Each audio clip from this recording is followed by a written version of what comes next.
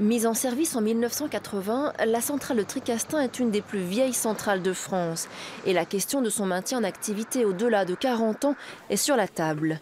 Dans ce courrier au procureur de la République, la coordination antinucléaire affirme qu'un accident serait possible et que les rejets radioactifs menaceraient la santé des habitants. L'association et des riverains portent donc plainte contre l'autorité de sûreté nucléaire. Pourquoi l'ASN? Parce que jusqu'à présent, les exploitants, que ce soit EDF, Areva ou le CEA, se retranchent toujours derrière le fait qu'ils ont les autorisations de l'autorité de sûreté nucléaire.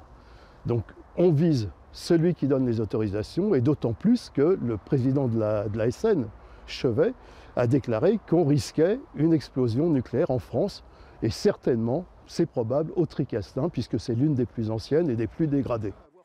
Les plaignants reprochent à l'ASN de ne pas ordonner l'arrêt de la centrale et donc de les mettre en danger.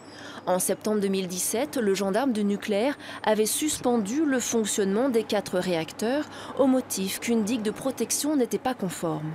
Aujourd'hui, il n'y aurait pas de danger particulier.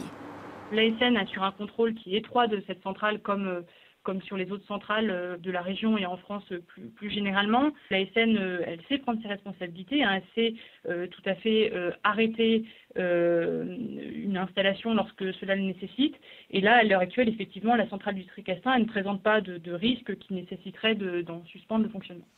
Quant aux rejets radioactifs, l'ASN rappelle qu'ils sont légaux et encadrés, même s'il reste une pollution pour l'environnement et la population.